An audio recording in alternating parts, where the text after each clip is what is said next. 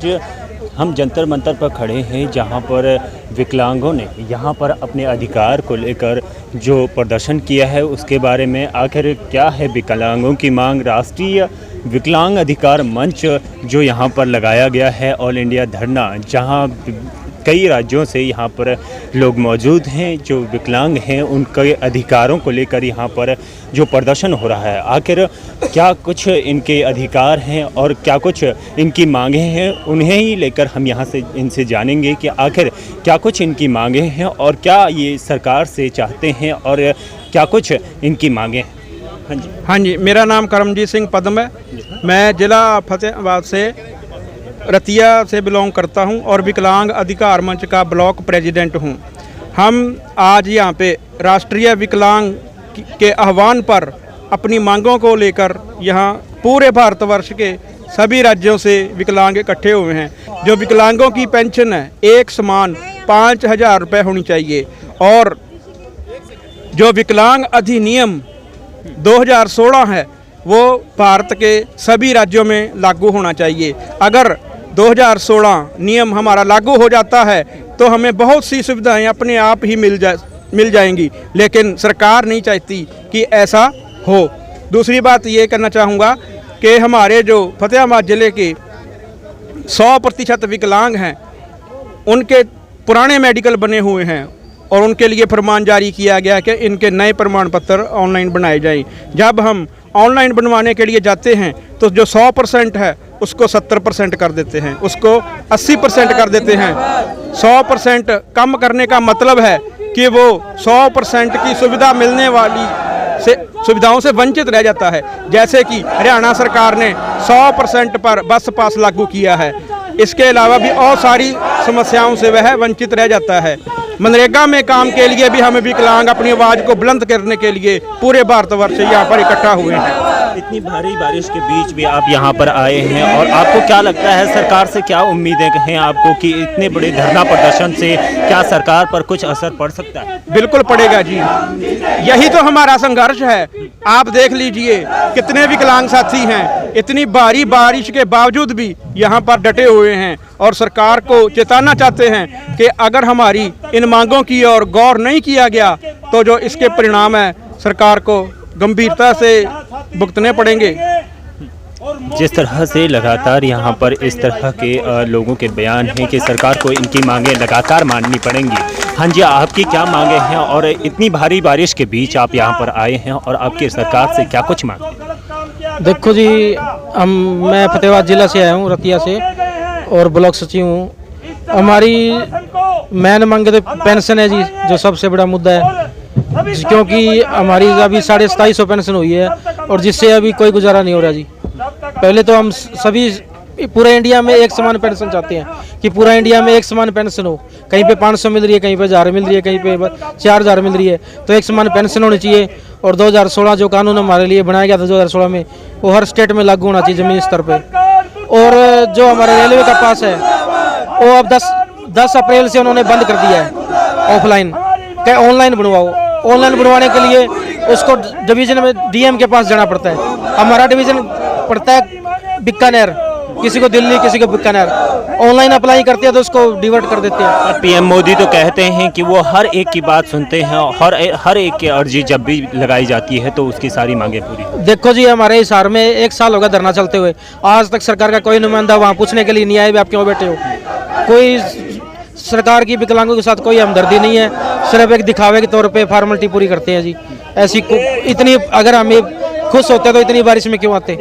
हर विकलांग परेशान है, हर विकलांग की परेशानी है, क्योंकि कोई पढ़ाई में छूट नहीं है विकलांगों की। प्राइवेट स्कूल वाले जब सरकार कहती है कि बच्चों की फीस नहीं लगती है, लेकिन वो पूरी फीस ले रहे हैं। कौन कौन से राज्यों से? लगभग मेरे हिसाब से तो 3000 प्लस है, जो केरला और ये मद्रास साइड से त्रिवेंद्र, हरियाणा, लगभग 5-6 स्टेट के पूरे भारतवर्ष के थोड़े थोड़े करके लोग आ रहे हैं यहाँ पे। मोदी के जो वादे हैं वो उन्होंने पूरे किए और साफ तौर पर आपने देखा कि किस तरह से लोगों की जो इतने भारी बारिश के बीच भी यहाँ पर मौजूद हैं और इनसे भी जानेंगे कि आखिर इतनी भारी बारिश के बीच आप बैठे हैं और आपकी जो मांगे हैं वो सरकार ज़रूर सुनेगी क्या? हमारी मांग ये है 5,000 रुपये पेंशन होनी चाहिए हमारी। मैं तो रोजगार दिया जाए, रोजगार नहीं देते, कोई भी रोजगार नहीं देते।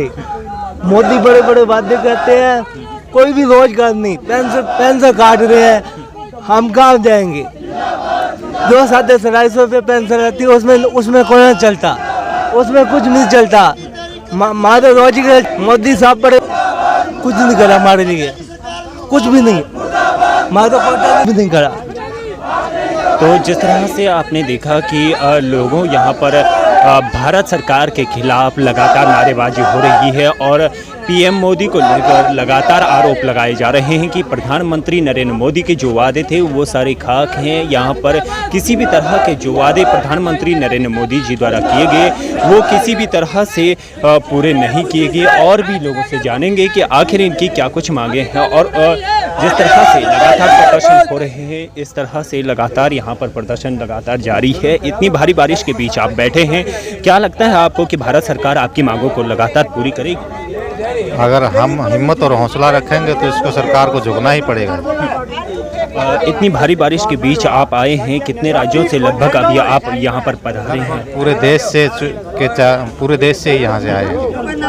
तो देखा आपने, और भी लोग हमारे साथ हैं, उन लोगों से भी जानेंगे कि आखिर इतनी भारी बारिश के बीच यहाँ पर बैठे हैं, उन पर क्या सरकार का कोई असर होगा या फिर जिस तरह से लगातार यहाँ पर राष्ट्रीय विकलांग एकता अधिकार के लिए यहाँ पर लड़े जा रहे हैं, आखिर आपकी क्या मांगे हैं? और इस तरह से इतनी भारी बारिश के बीच आप बैठे हैं, भारत सरकार क्या इस तरह से मुर्दाबाद के नारे लगाने से क्या आपकी मांगें पूरी कर दी जाएंगी?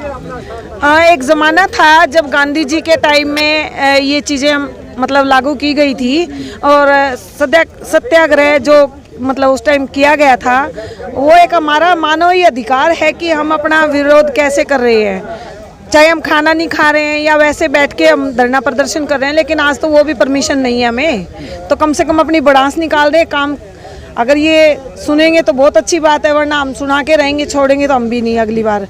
और ऐसे ही हम मतलब जब तक ये हमारी सुनाई नहीं करेंगे ना, तब तक हम छोड़ने वाले नहीं हैं इन लोगों को, हम आगे और भी बड़े आंदोलन करेंगे। तो आपकी भारत सरकार क्या आपके इस प्रदर्शन से क्या असर पड़ सकता है? असर तो बहुत बड़ा पड़ सकता है जी, क्यों नहीं पड़ सकता। हमारे हरियाणा में 1-2 लोगों को घमंड हुआ था और वो घमंड उनका हम लोगों ने ही तोड़ा है। उनका क्या नाम है, उनका क्या नाम था? कृष्ण कुमार वेदी जी थे और एक और भी मंत्री हैं जो नारनौंद के, वो कौन थे हल्के में, कैप्टन अभिमन्यु।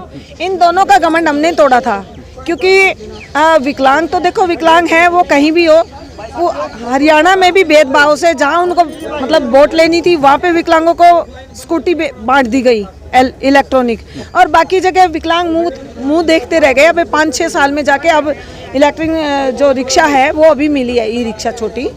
बाकी मतलब हमने उस टाइम भी इनको हराने का काम किया था, तो वो हार ही गए हैं। एक योजना को जमीनी स्तर पर लाते हैं और हर एक की मांगे पूरी। हाँ, इनका ना एक ढोंग चल रहा है एक तरीके का ना, कि मेरे से कह दिया कि आपको ना पेट्रोल पंप पे जॉब दे रहे हैं, मतलब ऐसे करके न्यूज़ वगैरह में निकाल रहे हैं ये लोग। और उससे क्या है कि विकलांग क्या सोचता है कि हमें जॉब मिलेगी, वहाँ भी 50% से नीचे का मतलब जो ऊपर का है वही मतलब कम का है जो, वही कह रहा है कि डाटा दे दो, डॉक्यूमेंट्स दे दो।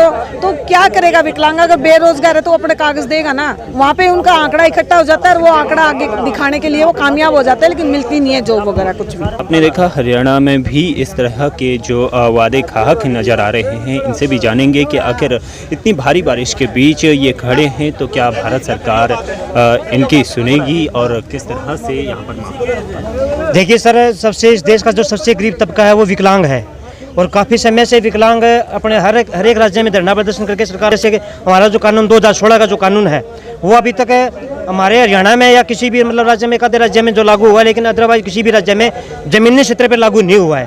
और हर एक राज्य में अलग अलग तनख्वाह दी जाती है, किसी राज्य में 1200 है, किसी राज्य में 500 है, किसी राज्य में 3000 है और किसी राज्य में कितनी तनख्वाह है। लेकिन हमारी ये मांग है कि सभी विकलांगों की सभी राज्यों में 5000 रुपये तनख्वाह की जाए, और केंद्र सरकार जो उसमें 300 रुपये देती है उस पेंशन में, बाकी जो पेंशन उसको जो बाकी पेंशन देती है वो राज्य सरकार देती है। हम केंद्र सरकार से अनुरोध करते हैं कि उस 300 की बजाय वो 1000 रुपये उसका उस पेंशन को किया जाए केंद्र सरकार की तरफ से। आपको लगता है कि इतनी भारी बारिश के बीच आप बैठे हैं तो भारत सरकार आपकी मांगे जरूर पूरी करेगी? देखिए सर, हम बिल्कुल जो है ना, आप सुबह से हम कल से हम इकट्ठा होना शुरू हो रहे हैं, प्रत्येक अपने अपने जिलों में इकट्ठा होकर के हम आए हैं। वो इतनी भारी बारिश के बीच में ये साथी निकल के आए हैं, तो उम्मीद तो हम यही करते हैं अभी कुछ सरकार के कानों में कुछ थोड़ी बहुत जरूर आएंगे।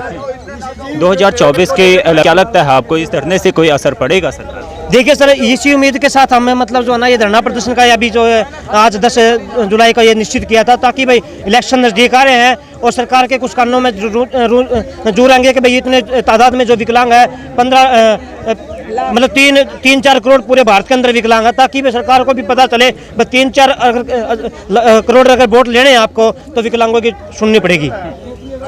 पूरे भारतवर्ष से यहाँ पर धरना प्रदर्शन करने आए हैं विकलांग, और विकलांग अधिकार को लेकर यहाँ पर लगातार जो धरना प्रदर्शन किया जा रहा है और तमाम तरह की जो आपने टिप्पणियाँ सुनी प्रधानमंत्री नरेंद्र मोदी को लेकर और भारत सरकार मुर्दाबाद के नारे लगाते हुए विकलांग आपको दिखे, और देखते हैं कि कब तक भारत सरकार इनकी मांगों को पूरी करते हैं। और जिस तरह से लगातार यहाँ पर ऑल इंडिया धरना दिया जा रहा है, तमाम तरह की जो आरोप प्रधानमंत्री नरेंद्र मोदी पर लगाए जा रहे हैं, भारत सरकार